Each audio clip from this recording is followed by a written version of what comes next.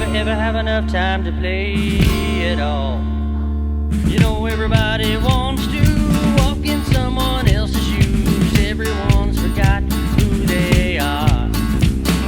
Such a grind. Hello and welcome again to Otter Creek and Road Grande. This will be the 6th installment of the Benchwork series.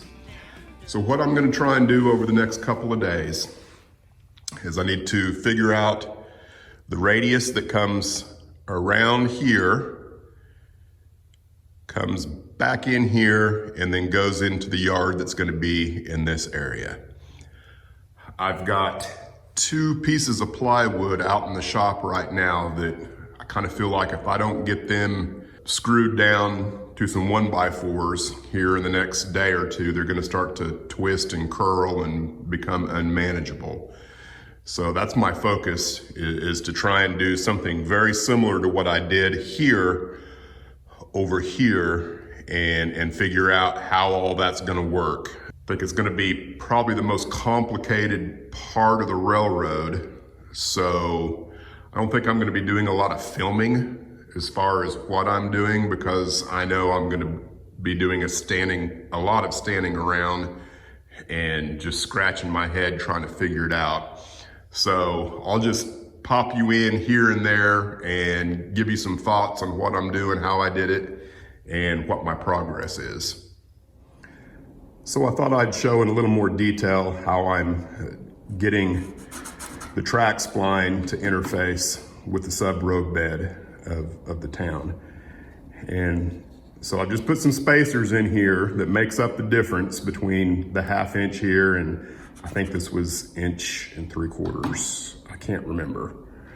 But just glued them and screwed them in the center and then marked where they needed to be on the bottom side and then drilled down. So now I can clamp this on there and drill and connect the rest of the way. I won't glue it until I'm probably ready to make it permanent here. So, but that's how I'm doing it.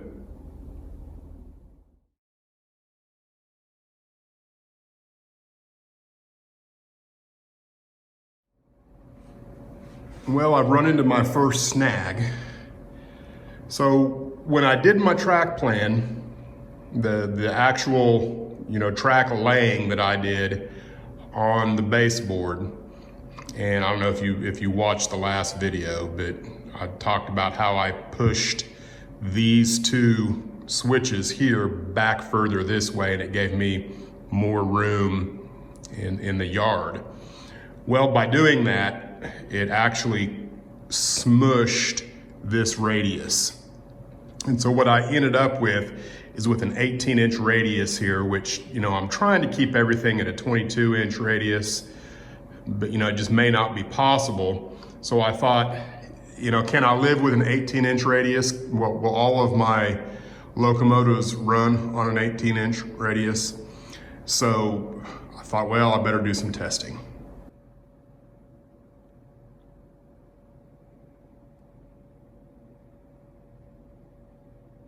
So this is what I did. I just went ahead and threw up a sheet of plywood here. This radius over here that I just talked about, it's only 18 inches for, maybe a foot or so of it, and then it broadens out again. So this is a full 18-inch radius, the whole length of the loop there, and I didn't attempt to put any easements into the radius at all.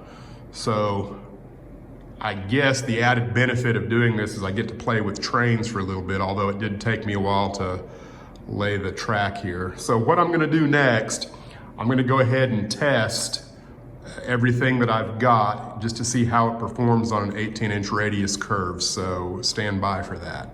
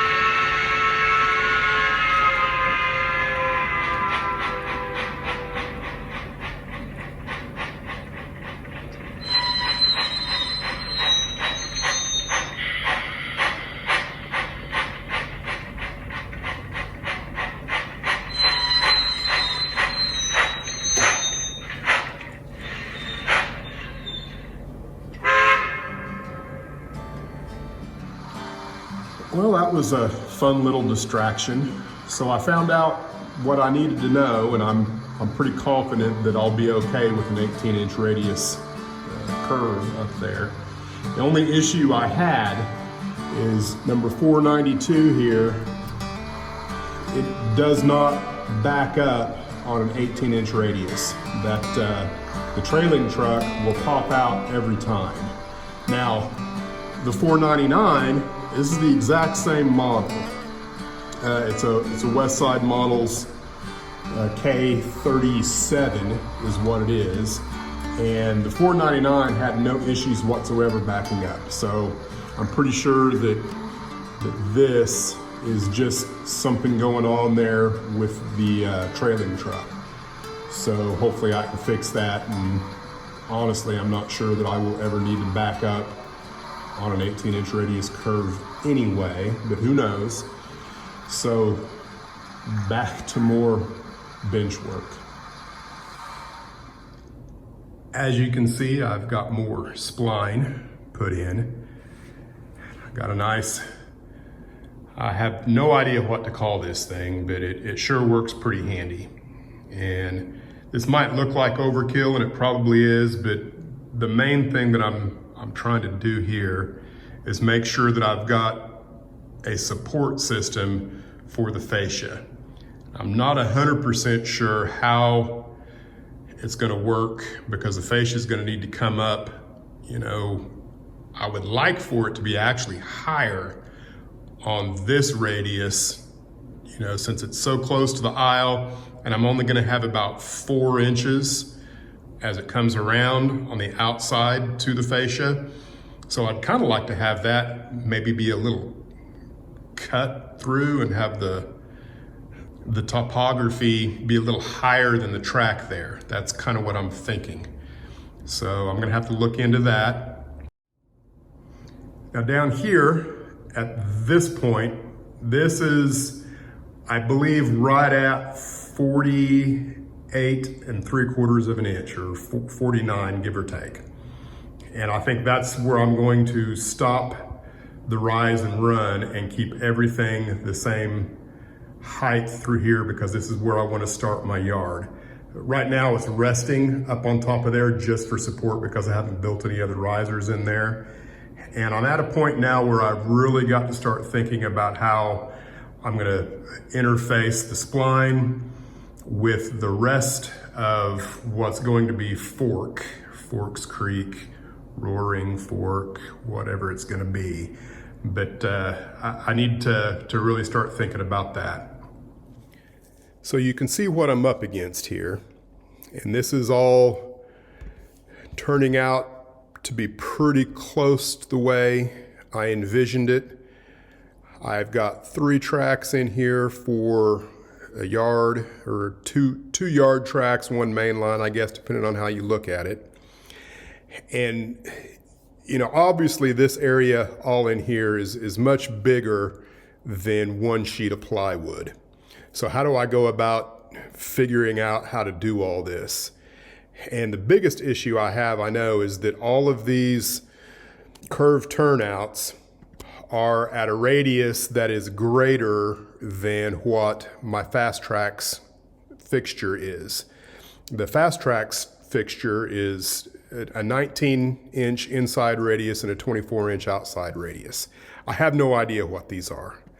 These are Pico code 75, and they're in millimeter, but I know they're much narrower than the standard code 83 or code 100 Pico, so that's why I went with them. So here's the plan. I think I can make this work if I can make my turnouts work, or come up with a way to create a turnout at the radiuses I need. So with some measuring, you know, from here to here, and then figuring out where exactly this main line is at kind of at key locations. You know, if I know the distance to here, and then the distance to here, the distance to here, the distance to here as I come across 1 foot, I ought to be able to get this main line fairly close to where it should be on the plywood, and then cut away where this line here is and get rid of this. And then this area will be here, and that's kind of where I'm ready to start working on. And again, I would cut away all of the unneeded stuff. And I think I'm at a point now, and if you'll notice, I've got this is one sheet of plywood, 5 foot by 4 foot, and then this is the leftover 3 foot by 4 foot. So that's my plan. I hope I can make this work because I really like the way this town lays out. And I think I'm not gonna do that tonight. I'm tired, it's been a long day. I will probably start cutting plywood in the morning. So stick around and see what happens next. Well, I got to looking, and this video is already at 20 minutes. So I'm gonna call this good for this video. So stay tuned for, I guess it'll be Benchwork 7. I'm gonna try and get the plywood figured out in here and over there, which means I'm gonna have to clean all that up, take all that track back off, and kind of see what's going on. But thanks for watching Otter Creek and Rio Grande, and we will see you in the next episode.